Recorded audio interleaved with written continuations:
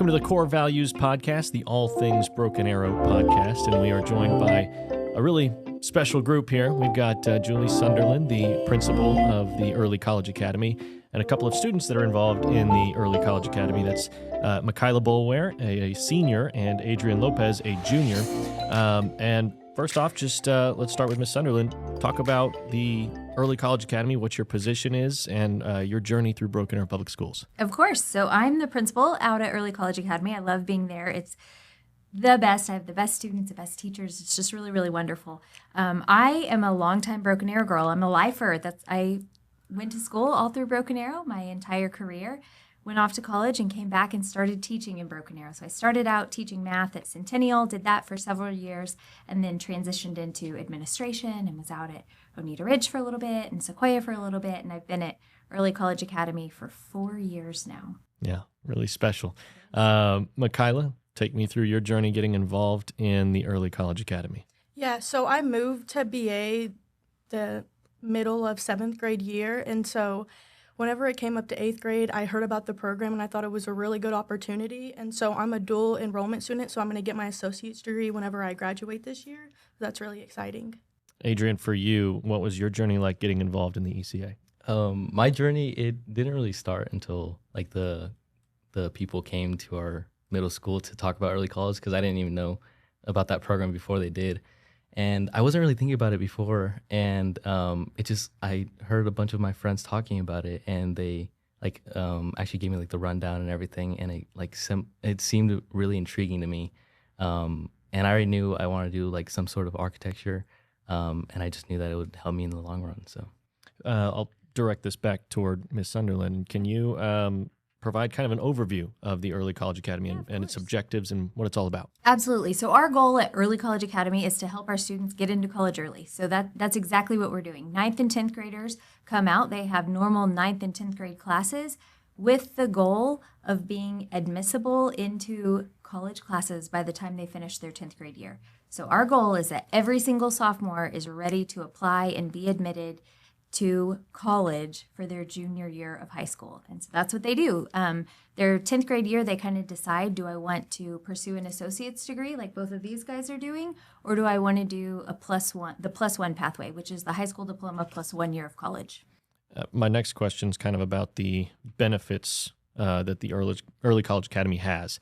And I feel like that's maybe something that you all could really attest to. And Adrian, I'll ask you from an academic standpoint, what benefits does the Early College Academy provide? Well, I think it's just a long list, honestly, but with the classes, the professors, the teachers, it's such a smooth transition from high school and college. It's like an in-between, and it's honestly, like, for me, it was a lot better because my friends, it was a nice, like, close-knit, like, perspective and, like, environment all throughout high school for me. All the teachers are one-on-one, basically. Our counselors, Miss Sunderland, Miss McDonald, they're literally the best. Like, Miss McDonald, she'll message you almost like daily, even if you ask like just one question, she'll answer like almost immediately. It's just super helpful to have somebody like by your side, and all the teachers are super understanding. They'll talk to you. The professors, they are literal college professors, so they're not with the Broken Arrow like public schools, but they still understand where we're coming from and our whole perspective and what we're trying to achieve. So you kind of touched a little bit on the personal benefits as well, and that's something I was going to ask you about, Makyla, is some of those personal benefits, but you can also touch on those academic ones as well. Just how has it benefited you being a part of the program?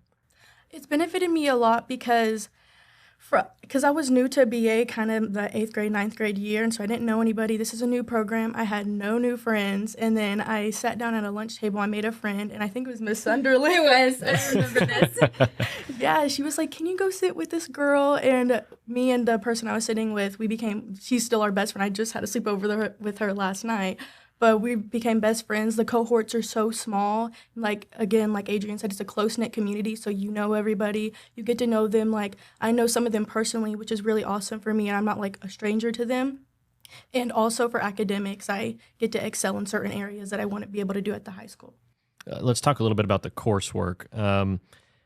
there's the high school coursework and the college coursework. How is that all being integrated together so that these students can succeed in both areas? Yeah, so it's difficult because our 9th and 10th grade teachers are doing a lot to prepare these students to be successful. And so they're taking pre-AP classes in 9th grade. In 10th grade, they have the opportunity to take one AP class with AP European History. And it's rigorous and it's heavy, but we work really, really hard to have a strong community so they have peers to count on. We do a lot of group work and things like that so that they start building those habits as 9th and 10th graders so that when they're in a college class and there's a professor who's like, go do this, do it on your own time, figure it out, they already have that buddy's phone number to say, hey, can we get together? Can we work together on this? Hey, did you get the notes for that? We try really hard in 9th and 10th grade to establish those habits so that they're ready to go in 11th grade and taking those TCC classes.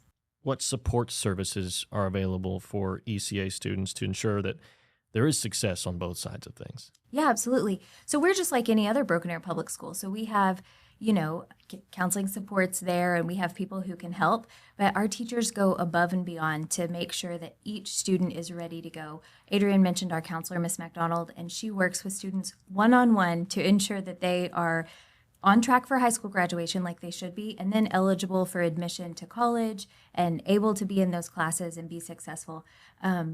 We do a lot of pulling everybody in and going, okay, where are you at on this? How have you done this? Like, are we ready to go here? And we just work together to make sure that everybody is prepared and has exactly what they need in order to be successful.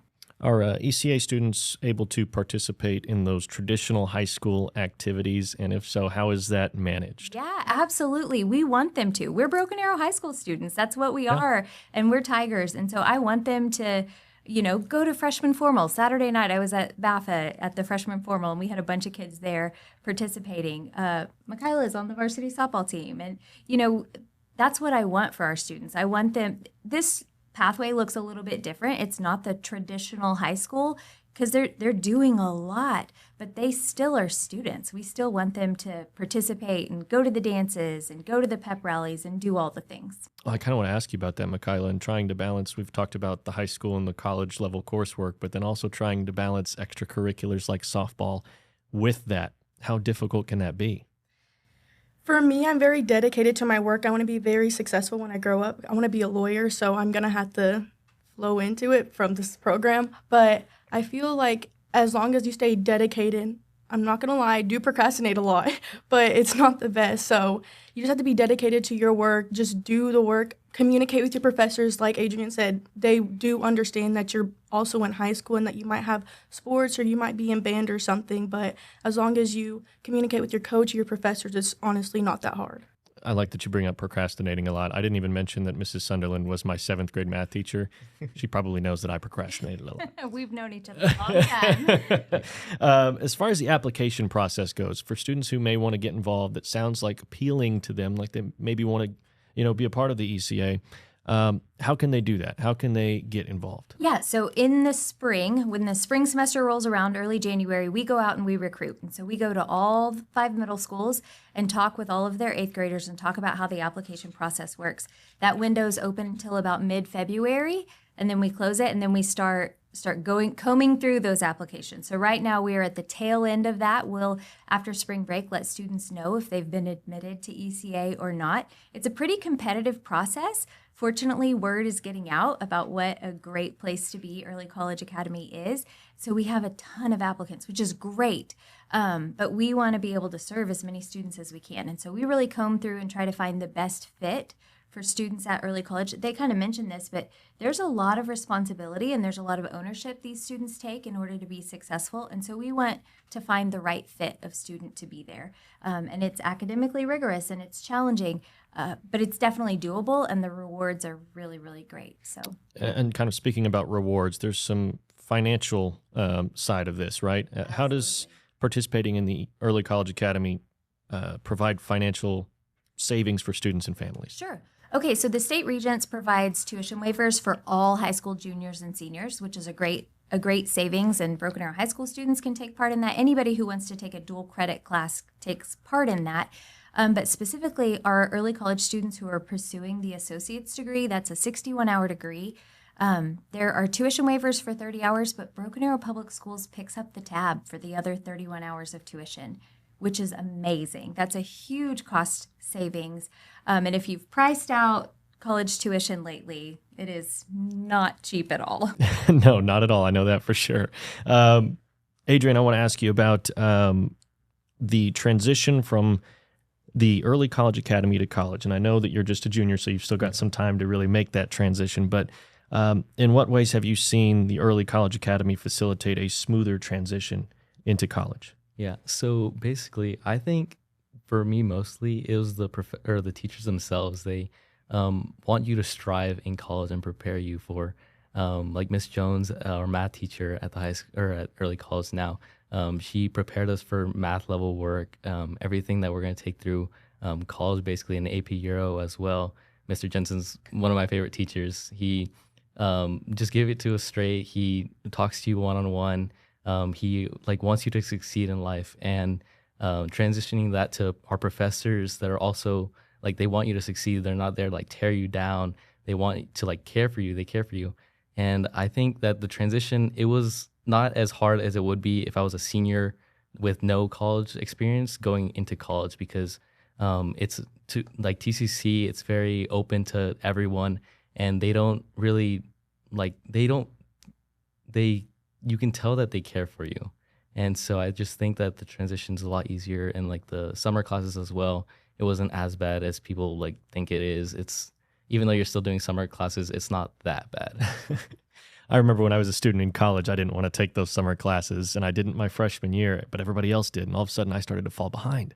And so I started taking them after that. And like you say, it's not as bad as it sounds. It goes by pretty quickly. It's definitely a sacrifice, though. They give up their time in the summer to get ahead. And then, it pays off, but they give up some things for it. Absolutely. It does allow you to cherish your couple weeks of summer more, though. For sure. Makyla, I want to ask you kind of the same question because, Adrian's a junior, you're a senior. And I remember being a little nervous about going to college when I was a senior, and you're starting to get into that stage. What's this transition time like for you?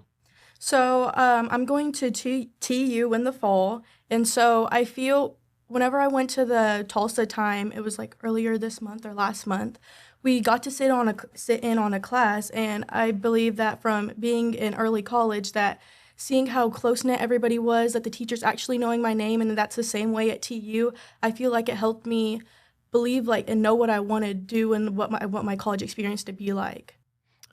No, you guys are two very obvious success stories with the early college academy, but do you have any others that you can think of, Mrs. Sunderland, that stick out, that you say, you know what, they really were able to succeed through the early college academy? Absolutely. So one thing that we started doing last year is we started having a Seniors and Success Stories event where we invite students who've already graduated and they've gone on to their four-year university to come back and talk to our seniors about, hey, this is something about the transition that you might not be thinking about, or here's something.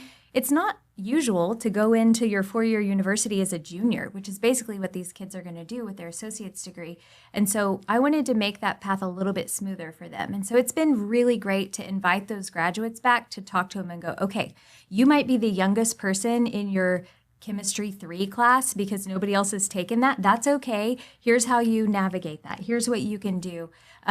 One of my students from last year, graduated last year, because of the program, she was able to kind of get going and take her prerequisites and is already admitted into OU's pharmacy school, which is typically something done way later. Yeah. And she's already started on that, which is awesome. I want to ask you about the growth of the program over the last few years, from where it began to where it is now.